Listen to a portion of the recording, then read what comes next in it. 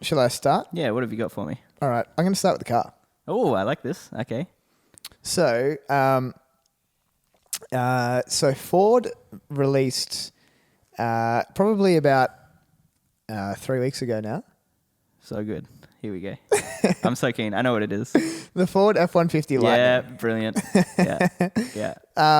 And so this is their response to the Tesla Cybertruck and the Hummer EV. Hummer are doing one, GMC Hummer EV. Yeah. And there's a third one, which I'll talk about.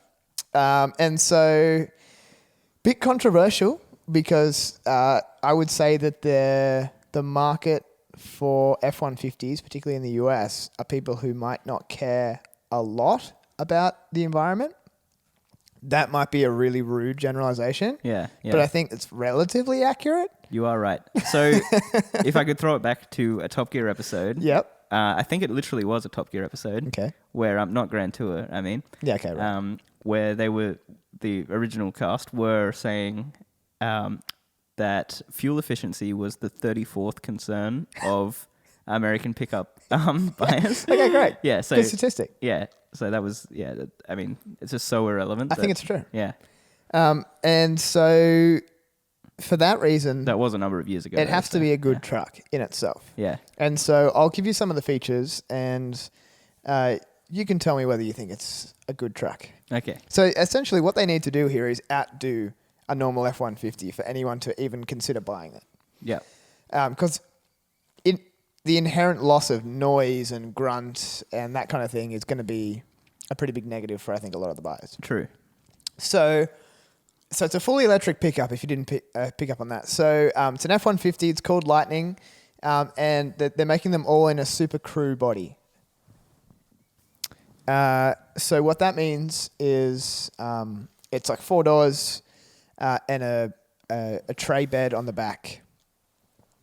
And so one thing that's standard in every model or every version is independent rear suspension. Which in a car we take for granted, but in a lot of their F-150s they do leaf springs in the back. They're really moving up in the world. Past leaf springs. Sorry? Past leaf springs. Yeah. These Americans, what will they think of next? Okay, cool. So it comes as standard as a dual motor. Oh, cool. Which means dual motor. They're all-wheel drive, which I think is really awesome.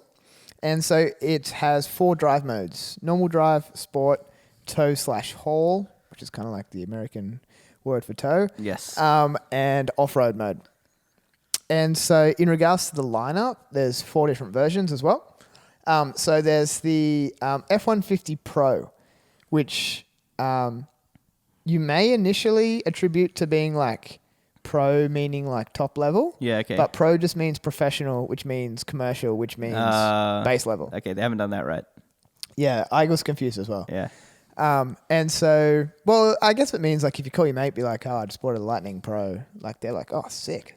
That must be so good. That's true. It does sound like it's a good thing. And then they get in the car and it's just all cloth and plastic. Yeah. Anyway. No fancy buttons. No. Yeah. Okay, so it's $40,000 USD when it comes out, and the range is 370 kilometers, which isn't too bad. 40,000 seems expensive for American. Like they usually have lower prices for things. I guess that's pretty standard. I think 40,000 is pretty good. I was having a look at previous prices, and you can get 2021 version for somewhere around the 30K mark. Yeah. So yeah, a little cheaper. But 40K is not too much to pay. Yeah. For pretty good performance. And are they going to have the electric alongside the petrol still? I don't know. That's a really good question. Yeah. Very good question. We'll type that in the comments below. True. Torque figure is really good. Yep. It's got a little over 1,000 Newton meters. Yeah. Which is awesome. That's very good. And it tows 3.5 tons, which is good. And what I'll do at the end here is I've got a table to break down the key metrics between the Lightning, a 2021 version, and then the Hummer, the Cybertruck, and another one. So we can just easily compare. Because I can rattle these figures off and they won't make sense until we compare them. Yeah, that's cool. So anyway, so that's the Pro version, 40K. XLT, 55K USD. Again. XLT, that's a very Ford thing. Yeah. Yeah, they kind of roll these different versions out on all different platforms. I put all of these prices in USD, as I said before, because you can't just convert it straight to Australian dollars because Of all the taxes, cars and all don't the really imports work like that, Yeah, particularly in Australia. and also because of our mainly US audience. Yeah, that's right. So with the XLT, you get an interior work surface. So what that means is you can get this from the center console. You can kind of flip down this flat surface, which goes over the top of your shifter. Yep. And then you can put your laptop on it and you can work there. True, yes. And so also the car has a 4G LTE hotspot. Oh, that's cool. Yeah, you can use that. That's in the XLT version because this is for like a project manager. Yeah, You know what I mean? yeah. It's got 360-degree camera, so you can kind of like see all the way around the car if you're parking it and stuff. Yeah, it's also great for those people that want to tow a caravan or whatever. Yeah. And then, have their Wi-Fi hookup and just stop anywhere, that kind of thing. True. That's very true. Okay, so the next one is the Lariat. Lariat? I haven't heard of that before. Yeah, I think it is a Ford term as well. Right. I'm sure it has some sort of like historical meaning or something. Yeah. You get 20-inch rims as opposed to 18, which you had on the previous two. At this point, you step up to a leather-trimmed, heated, ventilated seat. Yeah. And we step up in range. So we go from 370 kilometer range to 480. 370 kilometers. Yes. Yeah, right. Okay. Yeah, Right. sorry. Yeah. 370 kilometers. Yeah. 370 kilometers. And we step up to 480 kilometer range. That's heaps better. In the Lariat. Yeah. You get a twin panel moon roof.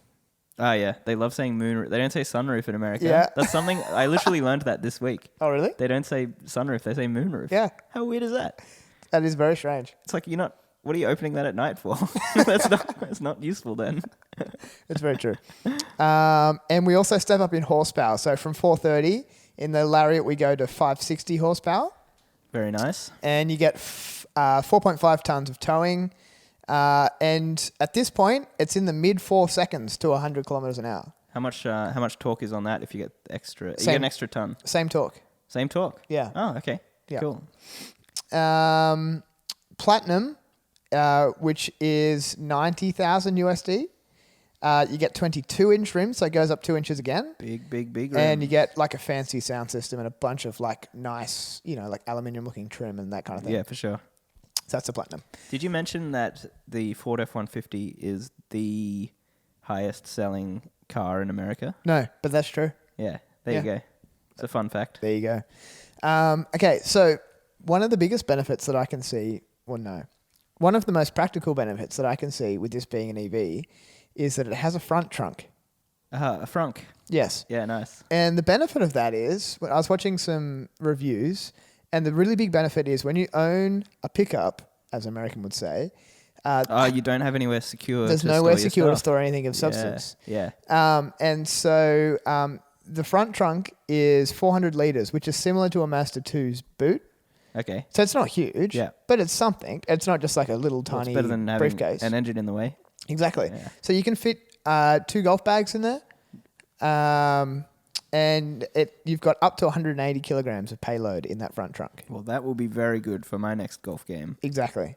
So in moving into the interior, it's got a 5.5-inch big like portrait touchscreen. Yeah. Kind of like the early. Did you say 5.5? 15.5. Oh, 15.5. Sorry. Yeah, right. No, that might have been me. I probably said 5. I don't know. 15.5-inch touchscreen. And so I think all the earlier Teslas have had the portraits. Yeah. I think now they're just moving into the landscape again. Yeah. And I think the reasoning behind that is because autonomous driving is going to be in the near future. And so they want you to be able to watch movies and stuff like that on it, whereas you can't watch it in portrait. Yeah. So that was their rationale anyway. So speaking of autonomous, Ford have their version and it's called Blue Cruise. Blue Cruise. I don't know why it's called Blue Cruise, but it is. It's their hands-off autopilot. Okay. Which is pretty cool. So it's got a front-facing camera, a bunch of radar sensors. That'll just be like highway mode though, Exactly. whatever, right? Yeah. And so it's you can use hands-free mode, but only in specific hands-free blue zones. Yeah. And so there's 160,000 kilometers of that on North American roads. And when you're like on the GPS in the car, if you're on one of those blue roads, it lets you take your hands off. Yeah. If you're not, you can't. So, I mean, that's cool. Like, Very, very generous of it. Yeah. To let you take your hands off. well, like my mum's car used to have that feature. Yeah. And yeah, you had to like touch. Oh, the Corolla. Yeah. Yeah. You had to touch the steering wheel like every 5 seconds. Yeah. Otherwise, it would like boop turn off and then. Yeah. Yeah. Start braking on you or something. Well, yeah, essentially. Yeah. So in regards to the charging, there's no Ford specific charging network, as you'd sort of imagine. Yeah. So they are jumping on the back of already established networks. Yeah. And so they have they have an app called Ford Pass app. Okay. And this is kind of the app that pairs with the car. So you can use it to, if you have the app on your phone and you're one of 4 users connected to a car, it automatically unlocks the doors as you walk up and stuff like that. Yeah, that's cool. Which is cool. On the app, you can see where all the charging stations are. At your house with a normal 240 volt power outlet, it charges 23 kilometers per hour. Is that the same in America? I thought they had a different voltage. Yeah, they have 120 or something or 110. Okay, right. Yeah. Oh, but that's how much you could do it if you had 240. Yes, with Yeah. 240. Yeah. Yeah, with 240 volts, you can do 23 kilometers per hour. Okay, yeah. And so it's a total of 20 hours for the extended range model. So, but with the extended range model, it comes included in the package a big 80 amp charge station that you put at your house. Okay. Big thing that goes on the wall. Yeah. And you can then charge it in 8 hours. Okay. So less than half the time. So you would need to get that Professionally installed. Yeah, well, you would need to get it to use the car. Yes, because but it comes with the car. Yeah, okay, all right, but okay. But it doesn't come with the lower 2 spec. So with the lower 2, you can work for 4 hours and you can sit at home for 20 hours. Well, it doesn't take 20 hours because they don't have the same range. Yes, they have true, like a 200 or 370 kilometer range. So it would take, I don't know, 14 hours. Okay, yeah. Or something. Yeah. So it's still a long time. Yeah. So you're still going to want to buy one. Yeah. Anyway. And then I don't know how much they cost, but at that point you might be worth it. Although, if you get home, like if you're thinking about it in terms of getting home, you know, if you were working exactly 8 hours and you could get home in 0 minutes. Yeah, technically it would work. Yeah. Or if you have an hour commute or whatever. Yeah, also if then you it's don't... exactly 14 hours until... And if you have an hour commute, then you don't need 370... Yeah, that's true. You don't need it topped up all the way, do you? No, okay, that's fine. Yeah. Okay. This is next level thinking right here. I like this. This is good. Okay. Doing maths. So live. on the actual truck, there's a bunch of power outlets, just sockets so you can plug stuff in on the work site and stuff. And so it provides a maximum of just under 9 kilowatts. So that's cool. I haven't really thought about that before. Yeah, that could be really useful for charging all your tools when you... Well, I thought, well, that's an arbitrary number. What does that actually mean? So I went and looked up an average clothes dryer. How many kilowatts do they take? Yeah. How many kilowatt hours, sorry. And the maximum that I could see, it was a range, the maximum was 5. So that fits within the 9.6. So I guess you could run your clothes dryer in the back of your ute at work. Yeah. And it a full size one. Yeah, full size. That's heaps funny. Washing clothes dryer. Yeah. So then moving on from that, but still related, Ford have a thing called Ford Intelligent Backup Power. And what that is they profess that they can power your home for 3 days on a fully charged battery. Yes. Have you heard this? I haven't heard this, but this is cool. So I looked into it a little bit more. So it's like 2A. It's the 2A charging. So it's system. goes back and forth. So like, you charge the car and then your house goes down and it can go, like you can plug your stuff into the car. And it can run the house. Yeah.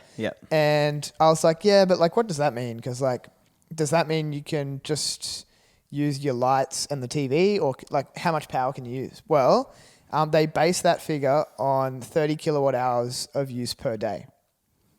And I was like, well, okay, is that actually reasonable? And I went on, and Ausgrid, which is our local like electricity provider here in Newcastle, Australia, where we live. Don't tell them where we live. Oh. We're gonna have stalkers. They said the average daily power use last year was 18.2 kilowatt hours per day. Okay, so yeah, So that's it's actually really pretty reasonable. Yeah. Yeah. So you could be really using some power. Yeah. And still be like, if you used 50% more than the average person, you'd Yeah. still be fine. Yeah. That's cool. So I think that's really cool. I talked about phone as a key, which is, you have your phone in your pocket. It unlocks the door automatically. You don't have to press anything. That's nice. It's got a bunch of other really interesting features. So they've all got names. So the first one's called Pro Trailer Hitch Assist. And this is auto control of the steering wheel, the throttle, and the brake to align the hitch ball with the trailer, that's the trailer cool. coupler, which is kind of cool. Yeah. That's something that's a big problem for people with trailers. Big. It's like very common. Yeah. I think so too. Because you always have to have a camera, and then you're always trying to work it out. And then And if you you're can't on see your the own, depth. Yeah. And then you've got to get out and physically move the trailer anyway every time, because it just never works right. Exactly. And then the next thing, which is an issue, particularly so for us, we were doing a bit of car racing, and when you put different cars on the trailer, and when you put the car in a different position on the trailer, it changes the weight on the tow ball. Yeah. And cars or suspensions and tow balls have a maximum weight. Yeah. And so there's a thing called Smart Hitch on this one, which measures the tongue weight of the trailer on the actual hitch. And it provides a guidance to better distribute the weight on the trailer. That's really cool. Which is cool. And that's kind of all through the app, which is connected to the car. Because that's like a safety thing as well. Because Definitely. like if you have the car really far forward and then you hit the right bump or whatever and start losing control, you know, it's not going to correct itself. Well, the way of the trade-off that we always had when we were towing was that if you put the car with the engine furthest to the back of the trailer, Yes, okay. then it's the least amount of weight on the back of the car, good for suspension and stuff like that.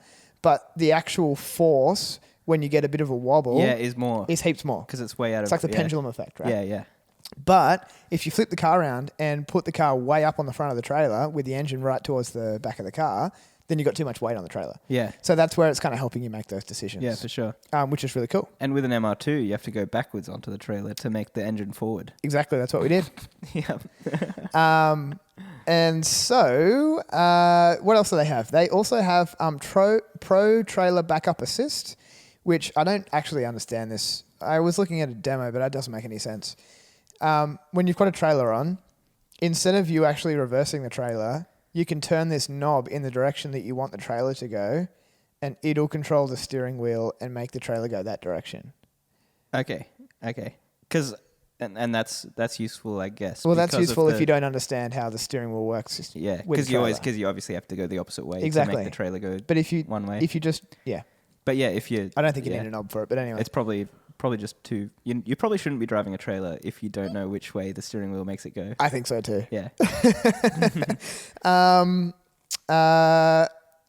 It has trailer reverse guidance, so it has some mirrors. I don't know if other cars have this. It's really smart. It has mirrors on the... it has cameras on the side mirrors facing back. Yeah. And it blends them together. And so you get like a really good picture of where the trailer is at the back on the screen. Oh, yeah. It's really awesome. And you can kind of see the car and the trailer in the whole image. Yeah. It has onboard scales, so it measures the payload that you put in the car to check that you're not over maximum payload. But then you can zero it out, and then you can put like another thing in it, and so it becomes like a set of scales. Yeah, that's cool. Which is kind of cool. Like if you're on a job site and you need to know how heavy something is, you can zero out your payload, put something in it, and then you can see how heavy it is. And think about cooking when you're camping, you know. I need 30 grams of salt. Let me put that on the back of the car. Zero out the lightning. That's pretty funny. It has this is definitely a gimmick. It has a tailgate work surface. So it's got like you flip the tailgate down. Yeah. And on the inside of it, it has like a flat work surface with features such as clamp pockets. So you can put a piece of timber on it and clamp the timber without going onto the actual outside of the tailgate. Yeah. It's got a ruler. Okay. Yep. It's got a mobile device holder. Yep. It has a cup holder, and it has a small item storage area. Okay. Well, I guess it's better than not using that space. I agree. It's better than just a flat area. Yeah. It has enhanced lighting, which is really cool. So it's got 360-degree lighting. Okay. So it lights all the way around the car. Ah, And- like side skirt Yeah, lighting? well, Yeah. it looked higher than that. It's as if I was standing next to the car, I'd have light on me. I'm just picturing one of those original like Need for Speed games where you had the neon purple lights around a really cool Mitsubishi Eclipse or whatever. Oh, I think they're from higher. I think it's from the top of the actual cab because it also lights the full bed and everything. Yeah, okay. Which is so helpful. Yeah.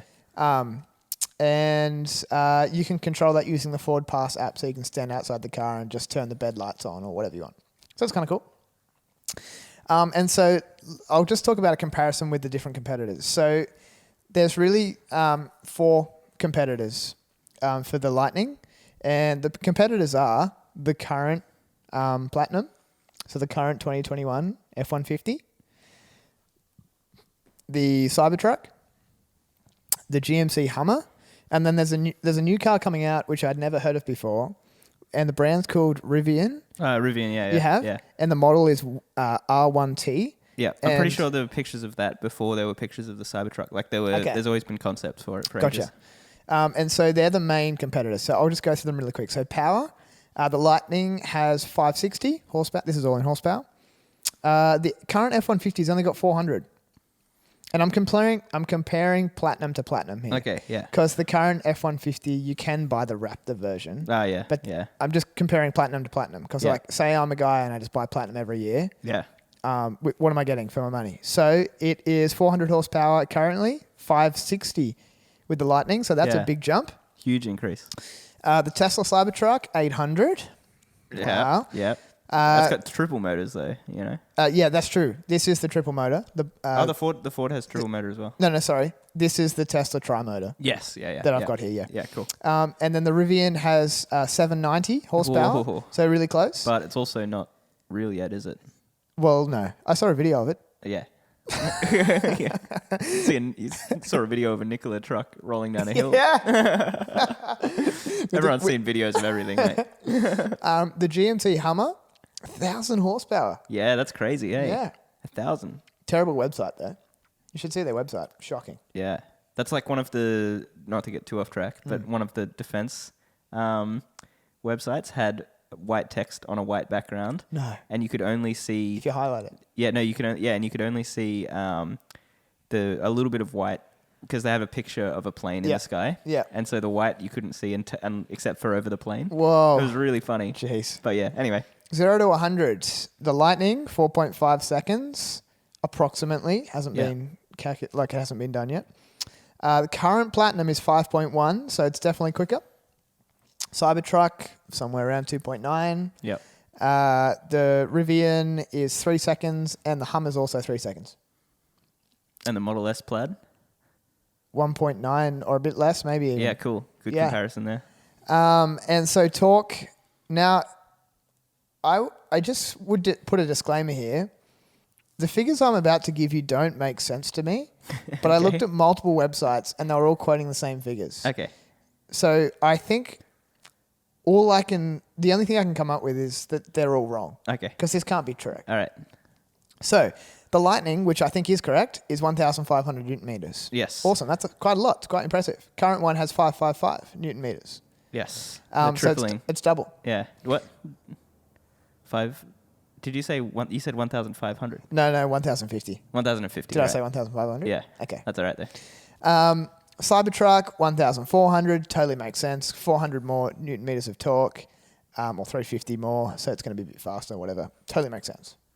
The Rivian, which is only 3 seconds to 100, has 14,000 Newton meters of torque. 14,000 Newton compared meters. to 1,400 Yeah. of the Tesla truck. 14,000 Newton meters of torque. Yeah. That doesn't seem possible. So, 14,000. So the Range Rover, the 2013 Range Rover Sport, which I wouldn't know anything about, has 660 Newton meters of torque. Yes. Which means that if a Rivian has 14,000 Newton meters of torque, it's the same as 100 Range Rovers or whatever it is. Yeah, that's insane. It doesn't make any sense. Or, but the thing that 40. almost backs that up is that on a completely separate website and a different car, the Hummer allegedly has 15,600 Newton meters of torque. 15,000. Maybe they're putting in, pound It's not pound feet. I converted feet? it from pound feet. Okay, right. Okay. So I don't know. Maybe because I was thinking like, oh, they've put in the wrong units, or they've put in an extra zero. It's the extra zero. It has to be But I don't know 1500. how everyone's done the extra zero. It has to be 1400 and 1500, surely. I agree, because it makes total sense. I mean, if we're wrong, let us know. Well, I Write think us a we're review. wrong. I'm saying that I think I'm wrong. I'm hoping I'm wrong because it doesn't make sense. Okay, towing capacity. The Lightning, 4.5 tons. Current F-150, almost 6.5 tons. So you are losing 2 tons basically of towing capacity. Yeah. The Tesla Cybertruck is 6.5 tons. It's actually exactly the same as the current F-150, which makes me think that that was their target. Yeah. And they've apparently achieved it, so that's really impressive. The Rivian is 5 tons, which is more than the Platinum, less than the Cybertruck. And the Hummer is totally unknown. I can't find it anywhere. Okay. Probably because it doesn't exist. Yeah. Maximum payload is only 800 kilograms. That's including all storage spaces in the Lightning. And that's the Platinum model. If you get the lower spec commercial model, you can actually put 900 kilos in it. Okay. So it's a little bit more, which It doesn't seem like a lot. Like, no, it's I gotta not. be honest, It's not. So the current Platinum F-150 is 1500. So maximum payload of